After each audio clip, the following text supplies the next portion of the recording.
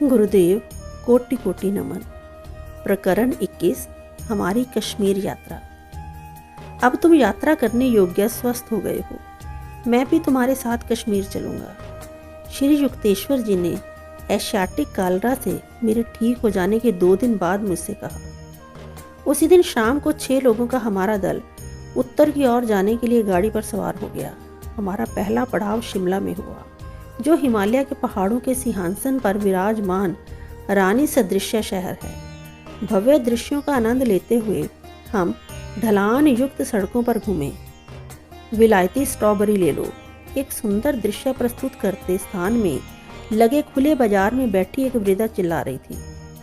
छोटे छोटे लाल लाल अपरिचित फलों को देखकर गुरुदेव का कौतूहल जागा। उन्होंने एक बड़ी टोकरी भर फल खरीद लिए और पास ही खड़े कन्हाई और मुझे खाने को दिए। मैंने एक फल खाकर देखा पर तुरंत ही उसे थूक दिया। कितना खट्टा है ये गुरुदेव, मुझे स्ट्रॉबेरी कभी अच्छी नहीं लग सकती। मेरे गुरु हंसने लगे। अमेरिका में तुम्हें ये खूब अच्छी लगेंगी। वहाँ एक रात्रि भोज में जिसके घर तुम उस दिन खाना खा रहे होंगे, उस घर की गृहिणी तुम्हें मलाई और शक्कर के साथ स्ट्रॉबेरी देगी।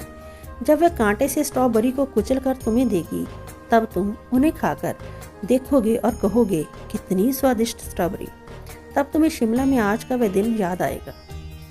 श्री युक्तेश्वर जी की यह भविष्यवाणी मेरे दिमाग से पूरी तरह निकल गई थी, परंतु कई वर्षों बाद मेरे अमेरिका जाने के शीघ्र ही पश्चात फिर याद आ गई। मैसाचुसेट्स प्रांत के वेस्ट सोमरविल नगर में श्रीमती एलिस टी हेसी योग माता के घर में एक रात्रि भोज पर मैं निमंत्रित था।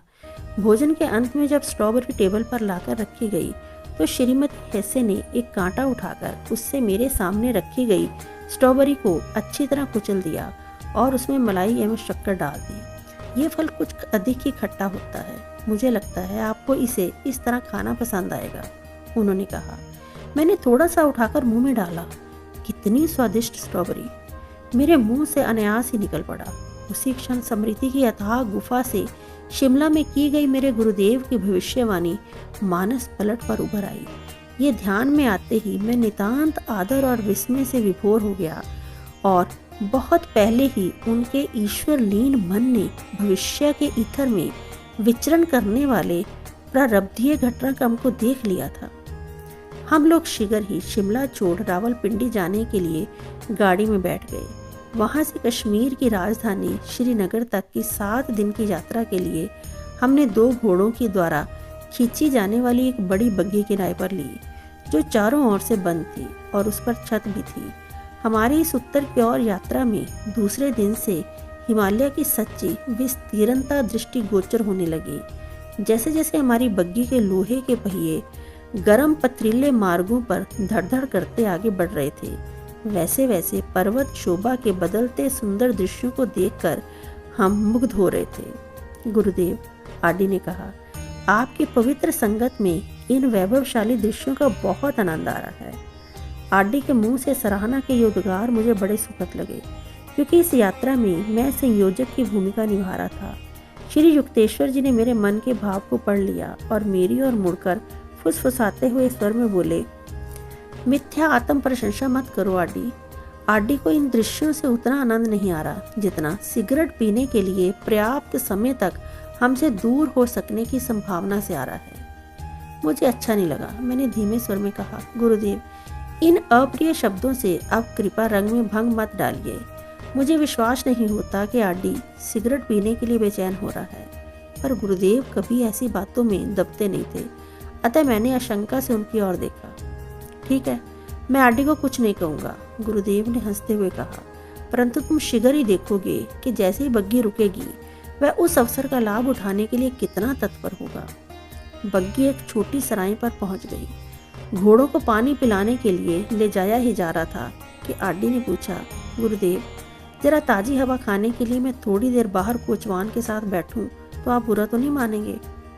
श्री युक्तेश्वर जी ने अनुमति तो दे दी, पर मुझसे कहा, उसे ताज़ा धुआं चाहिए, ताज़ी हवा नहीं। बग्घी फिर धूल भरी सड़क पर आवाज करते हुए चलने लगी। गुरुदेव की आंखों में हंसी की चमक आ गई थी। मुझसे उन्होंने कहा, बग्घी के दरवाजे से जरा अपनी गर्दन बाहर निकालो और देखो आरडी कैसे हवा खा रहा है। मैंने गर्दन बाहर निकाली और ये देखकर स्तंभित रह गया कि आरडी मुंह से सिगरेट के धुएं के छल्ले छोड़ रहा है। मैंने अपनी हार मानकर गुरुदेव की ओर देखा। हमेशा की तरह आप ही की बात सच निकली गुरुदेव। आरडी प्रकृति के दृश्यों के साथ साथ सिगरेट का भी मजा ले रहा है। मैंने अनुमान लगाया कि आरडी को कोचवान से सिगरेट मिली होगी, क्योंकि इतना तो मैं जानता था कि उसने कोलकाता से कोई भी सिगरेट साथ नहीं लेती। नदियों, घाटियों, कगार पर बैठी बड़ी बड़ी शिलाओं और अनेकानेक पर्वतमालाओं के मनोहर दृश्यों का आनंद उठाते हुए हम घुमावदार रास्ते पर आगे बढ़ रहे थे। हर रात को हम किसी ग्रामीण सराय में ठहरकर अपना खाना बनाते। श्री युक्तेश्वर जी मेरे पथ्य का विशेष ध्यान रखते और प्रत्येक भोजन में नींबू का रस अवश्य दिलाते। मुझ में अभी भी कमजोरी थी, पर प्रतिदिन उसमें सुधार हो रहा था। हालांकि गड़गड़ाहट करते चलने वाली यह बग्गी उसमें बैठने वालों को सभी ओर से तकलीफ देने का विशेष ध्यान रखकर बनाई गई थी। जैसे जैसे हम मध्य कश्मीर के निकट पहुंचने लगे, हमारे हृदयों में अनंत दिशाएं उभरने लगी। कश्मीर कमल पुष्पों से भरे सरोवरों की, तैरते उद्यानों की, सुसज्जित शिकारों की, बहुसेतु शोभित जेलम नदी की, पुष्पों से युक्त हरियाली की स्वर्ग भूमि, और उस पर ये चारों ओर से हिमालय से घिरा हुआ। श्रीनगर पहुंचने के हमारे मार्ग पर दोनों ओर ऊंचे ऊंचे स्वागत करते वृक्ष खड़े थे, जहां से ये सुंदर पहाड़ नजर आते थे। ऐसी 1-2 मंजिली धर्मशाला में हमने कमरे किराए पर ले लिए। वहाँ नल वगैरह नहीं थे। हम पास के एक कुएं से पानी निकाल कर लाते थे। वहाँ ग्रीष्म ऋतु अत्यंत सुखद थी। दिन में साधारण गर्मी और रात में हल्की सी ठंड। हम लोग श्रीनगर में शंकराचार्य के प्राचीन मंदिर में दर्शनार्थ गए। पर्वत शिखर पर स्थित दूर से ही स्पष्ट दिखाई पड़ने वाले आश्रम पर मेरी दृष्टि पड़ते ही मैं एक परमानंद में अवस्था में चला गया। उस अवस्था में एक सुदूर देश में एक पहाड़ी के शिखर पर एक भवन दिखाई देने लगा। शंकराचार्य का भव्य मंदिर उस भवन में परिवर्तित हो गया, जहां मैंने कई वर्षों बाद अमेरिका में सेल्फ रियलाइजेशन फेलोशिप के मुख्य आश्रम की स्थापना की। जब मैं पहली बार कैलिफोर्निया में लॉस एंजल्स गया और वहां माउंट वाशिंगटन के शिखर पर स्थित वह विशाल भवन देखा, तो तुरंत उसे वर्षों पहले कश्मीर और अन्यत्र अपने अंतर में देखे दृश्यों के भवन के रूप में पहचान लिया। कुछ दिन श्रीनगर में बिताने के बाद हम लोग 8,500 फीट की ऊंचाई पर स्थित गुलमर्ग पुष्पयुक्त पर्वतीय मार्ग गए। वहां मैंने जीवन में पहली बार बड़े घोड़े की सवारी की। राजेंद्र एक टट्टू पर सवार हुआ जो तेज दौड़ने के लिए अति उत्सुक था। हम लोग किलनमर्ग जाने के लिए निकल पड़े। रास्ता एकदम सीधी चढ़ाई का था और घने जंगल में से जाता था, जो छातेनुमा वृक्षों से आच्छादित था। कोहरे से ढकी पगडंडियां प्रायः दिखाई नहीं पड़ती थी, परंतु इस सब के बावजूद राजेंद्र के टट्टू ने मेरे बड़े घोड़े को एक पल के लिए भी विश्राम नहीं लेने दिया, यहाँ तक कि खतरनाक मोड़ों पर भी नहीं। प्रतिस्पर्धा के आनंद के अतिरिक्त अन्य सब बातों से बेखबर राजेंद्र का टट्टू अथक रूप से आगे पीछे आता ही रहा। ये स्पर्धा कष्टकर तो थी, पर इसके बाद जो विस्मयकारी दृश्य देखने को मिला, उससे ये सारा कष्ट सार्थक हो गया। इस जीवन में पहली बार मैंने चतुर्दिक दृष्टि घुमाकर सब तरफ केवल हिमालय के हिम शिखरों को देखा। पर्वत शिखरों की मालाओं पर मालाएं, जो ध्रुव प्रदेश के विशाल कए सफेद रीछों की आकृति के समान दिख रही थी। मेरी आंखें सूर्य किरणों ज्वल नीले आकाश की पृष्ठभूमि में अनंत फैले बर्फीले पहाड़ों के विस्तार की शोभा का परम हर्ष से पान कर रही थी। मैं अपने युवा साथियों के साथ चमकती श्वेत ढलानों पर इधर से उधर खूब मजे के साथ लौटता रहा। हम सब ने ओवरकोट पहन रखे थे। नीचे वापस लौटते समय हमने दूर पीले फूलों का जैसे एक विशाल कालीन देखा, जिससे विवरण पहाड़ियों का पूरा रूप ही बदल गया था। इसके बाद हम बादशाह जहांगीर के विलास उद्यान शालीमार और निशात बाग देखने गए। निशात बाग का प्राचीन राजमहल एक प्राकृतिक जल प्रपात के ऊपर बना है। पर्वतों से अत्यंत वेग के साथ नीचे गिरते जल प्रवाह को अत्यंत कौशलपूर्ण यंत्र योजना के द्वारा नियंत्रित कर कहाँ तो विविध रंगी समतल चट्टानों पर से बहाया गया है, तो कहीं सुंदर सुंदर रंग बिरंगी पुष्प क्यारियों के बीच फव्वारों के रूप में निकाला गया है। ये प्रवाह धारा राजमहल के अनेक कमरों में से भी बहती है और अंत में धरती पर उतरते समय किसी आकाशगामी परी के समान नीचे स्थित झील में उतरती है। इन विशाल उद्यानों में रंगों का जैसा उत्सव है, गुलाब, चमेली, lily, snapdragon, pansy, lavender, poppy, चिनार, सरों और चेरी की सुडोल पंक्तियों से पन्ने सा एक हरा वृत्त बन गया था, जिसके पार हिमाचल की उच्च धवल श्रृंखला आकाश को छू रही थी। तथाकथित कश्मीरी अंगूर कोलकाता में मुश्किल से ही मिल सकने वाला और महंगा परंतु अत्यंत स्वादिष्ट फल माना जाता है। राजेंद्र रास्ते भर कश्मीर में भरपेट अंगूर खाने की चर्चा करता आ रहा था, परंतु कश्मीर में अंगूर का कोई बाग देखने में न आने से उसे घोर निराशा हुई। उसकी निराधार अपेक्षा के लिए मैं उसे यदा कदा चिढ़ाया करता। ओह, मेरा पेट अंगूर से इतना भर गया कि मुझसे चला नहीं जाता, मैं कहता। इन अदृश्य अंगूरों की मेरे पेट में मध्य भी बन रही है। बाद में हमने सुना कि मीठे अंगूर कश्मीर के पश्चिम में काबुल में होते हैं। हम पिस्ता मिश्रित रबड़ी की आइसक्रीम पर ही तसल्ली कर लेते। लाल कशीदकारी किए हुए छत्र वाले शिकारों में बैठकर हम पानी में मकड़ी जाल के समान लगने वाले अनेकानेक नहरों के जाल से बने डल सरोवर में अनेक बार घूमे।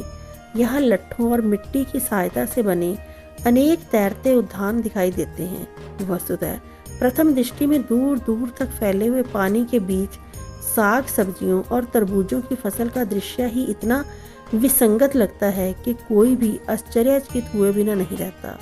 भूमि से बंधे रहना पसंद न करने के कारण किसान अपने चौरस खेत को उस बहुशाखा प्रशाखा युक्त झील में नाव से रस्सी के सहारे एक जगह से दूसरी जगह खींचकर ले जाते हुए कभी कभी दिखाई देते हैं। इस सीढ़ीदार घाटी में पृथ्वी के हर प्रकार के सौंदर्य का सारा दृष्टिगोचर होता है। कश्मीर रूपी सुंदरी ने पर्वतों का मुकुट पहना है, गले में झीलों की माला और पांवों में पुष्प पादुकाएं पहने हैं। बाद में वर्षों में अनेक देशों की यात्रा करने के बाद मैं समझ गया कि कश्मीर को संसार का सर्वाधिक सुंदर प्रदेश क्यों कहा जाता है। स्विट्जरलैंड के आल्प्स पर्वत, स्कॉटलैंड की लॉच लॉमंड झील तथा इंग्लैंड की अति सुंदर झीलों की कुछ झांकियां यहाँ मिल जाती हैं। कश्मीर की यात्रा पर आए अमेरिकी यात्रियों को यहाँ अलास्का के अकलुषित उबड़ खाबड़ सौंदर्य की ओर डेनवर के पास स्थित पाइक्स पीक की याद दिलाने वाला बहुत कुछ मिल जाएगा। प्राकृतिक सौंदर्य स्पर्धा में पहला पुरस्कार मैं या तो मैक्सिको के जोकीमिल्को के शानदार दृश्यों को दूंगा, जहां आकाश, पर्वत और पॉपुलर वृक्ष पानी की असंख्य धाराओं से अटखेलियां करती मछलियों के बीच प्रतिबिंबित होते हैं, या फिर कश्मीर की झीलों को दूंगा जो हिमालय के कठोर पहरे में सुरक्षित सुंदरियों के समान लगती हैं। ये दो स्थान मेरी स्मृति में पृथ्वी पर सबसे सुंदर स्थलों के रूप में उभर आते हैं। फिर भी जब मैंने येलोस्टोन नेशनल पार्क, कोलोराडो के ग्रैंड कैनियन और अलास्का का सौंदर्य देखा तो मैं सच मंत्रमुग्ध हो गया। येलोस्टोन पार्क पृथ्वी पर शायद एकमेव प्रदेश है जहां घड़ी की सी नियमितता से गर्म जल के फव्वारे फूटकर हवा में ऊंचे उठते रहते हैं। इस ज्वालामुखी क्षेत्र में प्रकृति ने आज भी आरंभिक सृष्टि का नमूना रख छोड़ा है। गंध में गर्म जल के झरने, दुधिया और इंद्रनील वर्ण के जलाशय, उग्र गर्म फव्वारे, मुक्त रूप से विचरण करते भालू, भेड़िए, जंगली भैंसे और अनेक प्रकार के अन्य जंगली पशु, वायोमिंग से बुदबुदाते गर्म कीचड़ के डेविल्स पेंट पार्ट की ओर कार से जाते समय रास्ते के किनारों पर कलकल निनाद करते झरने, गर्म जल के फव्वारे और वाष्प में फूलों देखकर मेरे मन में ये विचार अवश्य आया कि येलोस्टोन को एक मेवा द्वितीयता के लिए विशेष पुरस्कार मिलना चाहिए। कैलिफोर्निया के योसेमिटी पार्क में अत्यंत पुराने उतंग सिक्वोया देवदार जाति के अति ऊंचे बढ़ने वाले पेड़ जो आकाश में दूर तक उठे भीम का स्तंभों की भांति दिखते हैं। दिव्य कौशल से निर्मित हरे प्राकृतिक मंदिर हैं। यूं तो पर्वतीय देशों में भी अनेक सुंदर सुंदर जलप्रपात हैं, परंतु इसमें से एक भी न्यूयॉर्क राज्य में कनाडा की सीमा पर स्थित नियाग्रा जलप्रपात के सौंदर्य की बराबरी नहीं कर सकता। केंटकी की अति विशालकाय मैमथ गुफा और न्यू मैक्सिको में भूमिगत स्थित अत्यंत विशाल गुफा कार्लसबाड केव्स तो विचित्रताओं से भरपूर परिदेश ही है। इन गुफाओं की छतों से लटकते बर्फ के मीनारों के समान दिखते पत्थर के सुओं का प्रतिबिंब नीचे भूगर्भस्थ जल में पड़ता है। ये दृश्य पर लोगों की मानव की कल्पना की झांकी प्रस्तुत करता है। अपने सौंदर्य के लिए जगत विख्यात कश्मीरियों में से अनेक लोग यूरोपियन के समान ही गोरे हैं और उनका नाक नक्श तथा शरीर का गठन भी उन्हीं के समान है। अनेक लोग नीली आंखों के भी हैं और सुनहरे बालों के भी। पाश्चात्य पोशाक में ये लोग ठेठ अमेरिकनों की तरह दिखते हैं। हिमालय की ठंड उनका सूर्य के उताप से बचाव करती है और इस प्रकार उनके गौर वर्ण की रक्षा करती है। भारत में हम जैसे जैसे दक्षिण दिशा में उष्ण कटिबंध की ओर बढ़ते जाते हैं, वैसे वैसे लोगों का रंग अधिकाधिक काला दिखाई देने लगता है।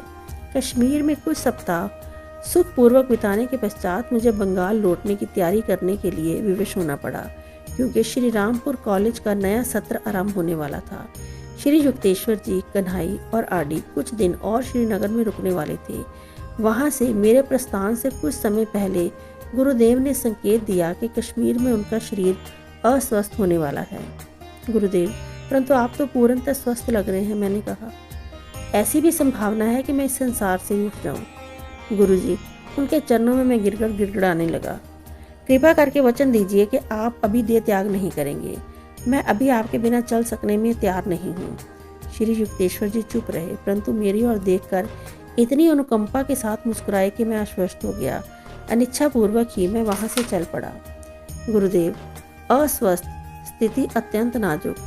आडी का ये तार मुझे श्री रामपुर लौटने के थोड़े ही समय बाद मिला। दुख और संताप के अतिरेक में मैंने तुरंत गुरुदेव को तार भेजा। गुरुदेव, मैंने आपसे देह त्याग ना करने का वचन मांगा था। कृपा करके शरीर मत छोड़िए, नहीं तो मैं भी मर जाऊंगा। तथास्तु, ये गुरुदेव का कश्मीर से जवाब था। कुछ ही दिनों में आडी का एक पत्र आया जिसमें उसने लिखा था कि गुरुदेव स्वस्थ हो गए हैं।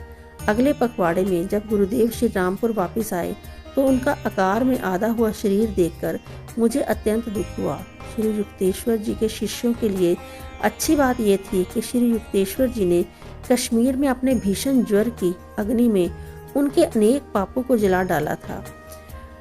उच्च कोटि के योगियों को एक शरीर से रोग निकालकर अपने शरीर में ले लेने के आदि भौतिक तरीके का ज्ञान होता है। बलवान मनुष्य भारी वजन ढोने में कमजोर मनुष्य की सहायता कर सकता है।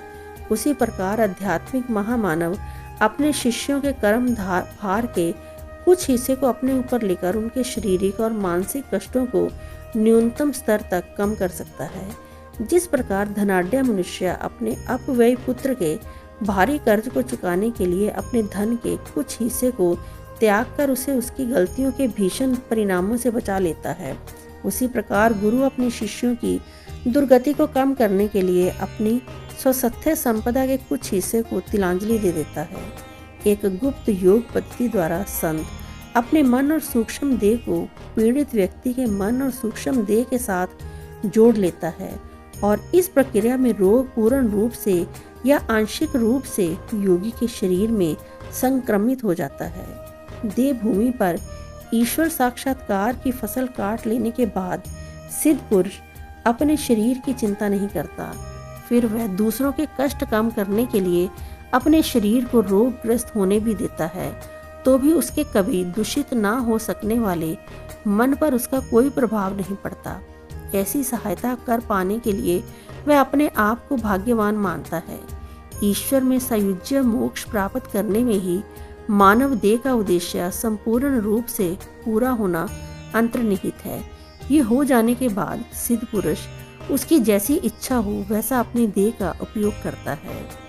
एक गुरु का संसार में कार्य है मानव जाति के दुख कम करना, चाहे वह आध्यात्मिक उपायों से ही हो या बौद्धिक उपायों से, या इच्छा शक्ति के द्वारा हो या उनके रोगों को अपने ऊपर लेने के द्वारा हो। इच्छा मात्र से अधिचेतन अवस्था में प्रविष्ट होकर सद्गुरु अपने शारीरिक कष्ट से अलिप्त हो सकता है, परंतु कभी कभी शिष्यों के लिए उदाहरण स्थापित करने हेतु वह शारीरिक पीड़ा को उदासीन भाव से स्वेच्छा से सहन करता है। दूसरों के रोग अपने ऊपर लेकर योगी उनके लिए कर्म सिद्धांत के कार्याकारण नियम की पूर्ति कर सकता है। ये नियम गणित की सी अनिवार्यता से अपने आप कार्य करता है। इसकी कार्यविधि में ब्रह्म ज्ञानी वैज्ञानिक आधार पर फेरबदल कर सकते हैं। आध्यात्मिक नियम ये अनिवार्य नहीं बनाता कि कोई गुरु या सिद्ध पुरुष जब जब दूसरे किसी मनुष्य को रोग मुक्त करे तो वह स्वयं बीमार हो जाए।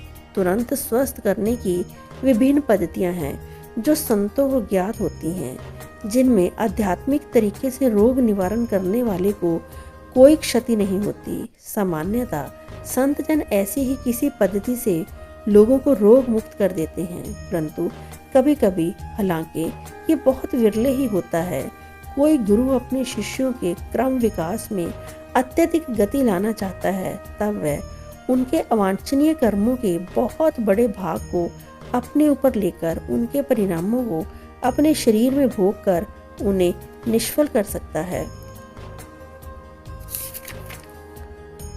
ईसा मसीह ने पहले ही स्पष्ट संकेत दे दिया था कि उनका जीवन अनेकों के पापों का मूल्य चुकाने के लिए है। उनमें जो दैवीय शक्तियां थी, उनके होते हुए ईसा को कभी भी क्रॉस पर मृत्यु नहीं दी जा सकती थी यदि वे स्वेच्छा से कार्याकारण के सूक्ष्म विश्व नियम में सहयोग नहीं करते। इस प्रकार उन्होंने दूसरों के कर्मों के परिणामों को अपने ऊपर ले लिया, खासकर अपने शिष्यों के कर्मों के परिणामों की। इससे शिष्यों को उन्होंने परिशुद्ध किया और इस योग्य बनाया कि वे सर्वव्यापी चैतन्य को या पवित्र आत्मा को धारण कर सकें, जो बाद में उनमें अवतरित हुए।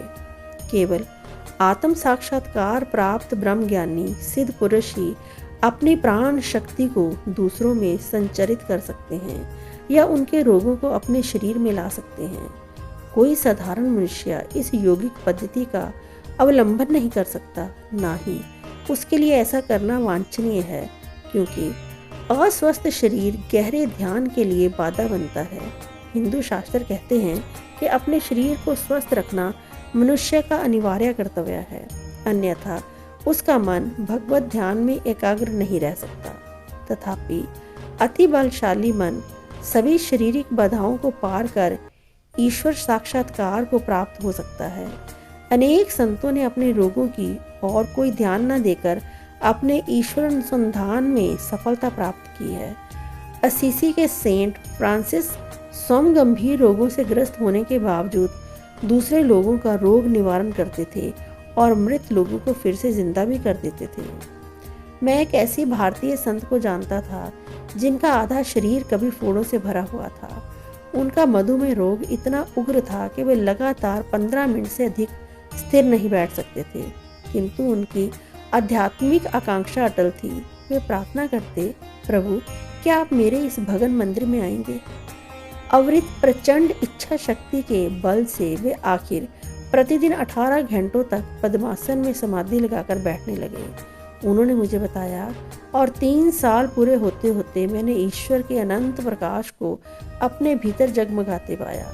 उनके वैभव के आनंद में मगन होकर मैं अपने शरीर को भूल गया। बाद में मैंने देखा कि ईश्वर की दया से मेरा शरीर पूर्णतः स्वस्थ हो गया था। रोग निवारण की एक ऐतिहासिक घटना भारत में मुगल साम्राज्य के संस्थापक बाबर से संबंधित है। उसका बेटा हुमायूं चिंताजनक रूप से बीमार हो गया। बाबर ने अत्यंत व्यथित हृदय के निश्चय के साथ प्रार्थना की कि बेटे का रोग उस पर आ जाए और बेटे को जीवन दान मिल जाए। हुमायूं ठीक हो गया और बाबर उसी क्षण बीमार होकर बाद में उसी रोग से मर गया जिसने उसके बेटे को ग्रस लिया था। अनेक लोग सोचते हैं कि सिद्ध पुरुषों को सैंडो के समान स्वस्थ और शक्तिवान होना चाहिए। इस सोच का कोई आधार नहीं है। जैसे आजीवन स्वस्थता आंतरिक ज्ञान प्रकाश का द्योतक नहीं है, वैसे ही बीमार शरीर रहने का अर्थ ये नहीं है कि उस महात्मा में दिव्य शक्तियों का अभाव है। संत की पहचान शारीरिक अस्वस्थता पर नहीं बल्कि आध्यात्मिक अस्वस्थता पर आधारित होती है। पाश्चात्य जगत के अनेक विभ्रांत जिज्ञासुओं की ये गलत धारणा है कि आध्यात्मिक विषय के उत्तम वक्ता या लेखक अवश्य सिद्ध पुरुष होंगे, परंतु किसी के सिद्ध पुरुष होने का प्रमाण केवल यही है कि उसमें अपनी इच्छा के अनुसार श्वासोच्छ्वास रहित स्विकल्प समाधि में जाने की क्षमता हो और उसे अखंड आनंद निर्विकल्प समाधि की अवस्था प्राप्त हो। ऋषियों ने बताया है कि केवल इन उपलब्धियों के द्वारा ही मनुष्य यह प्रदर्शित कर सकता है कि उसने द्वैत के इंद्रजाल या माया पर अधिकार पा लिया है। केवल वही आत्मज्ञान की गहराइयों से कह सकता है, एकम सत, केवल एक का ही अस्तित्व है। महान अद्वैतवादी आदि शंकराचार्य ने लिखा है, जब अज्ञान के कारण द्वैत भाव रहता है तब सब कुछ आत्मा से अलग दिखाई देता है। जब ये ज्ञान हो जाता है कि सब कुछ आत्मा ही है, तब एक अणु भी आत्मा से अलग दिखाई नहीं देता। सत्य का ज्ञान प्रकट होते ही शरीर के मिथ्यात्व के कारण हुए कर्मों के फल भोगने के लिए शेष नहीं रह सकते। जैसे जागने पर स्वप्न का अस्तित्व नहीं रहता।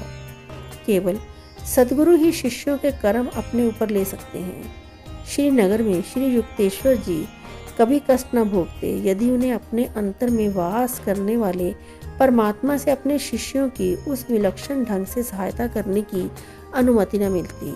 मेरे ईश्वर मगन गुरु के अतिरिक्त ऐसे संत गिने चुने ही हुए हैं जो ईश्वर की आज्ञा के पालन के लिए आवश्यक सूक्ष्म ज्ञान से युक्त थे। जब मैंने अपने गुरु की क्षीण हुई काया देखकर कुछ सहानुभूति जताने का प्रयास किया तो उन्होंने विनोदपूर्वक कहा, इसके कुछ अच्छे पहलू भी हैं। अब मैं उन छोटी बनियानों को भी पहन सकता हूँ जिन्हें मैंने कई वर्षों से नहीं पहना है। गुरुदेव की प्रसन्न हंसी का सुनकर मुझे सेंट फ्रांसिस डी सेल्स के वे शब्द याद आ गए, जो संत उदास रहता है वह व्यर्थ संत है। ओम शांति। गुरुदेव के चरणों में कोटि कोटि नमन।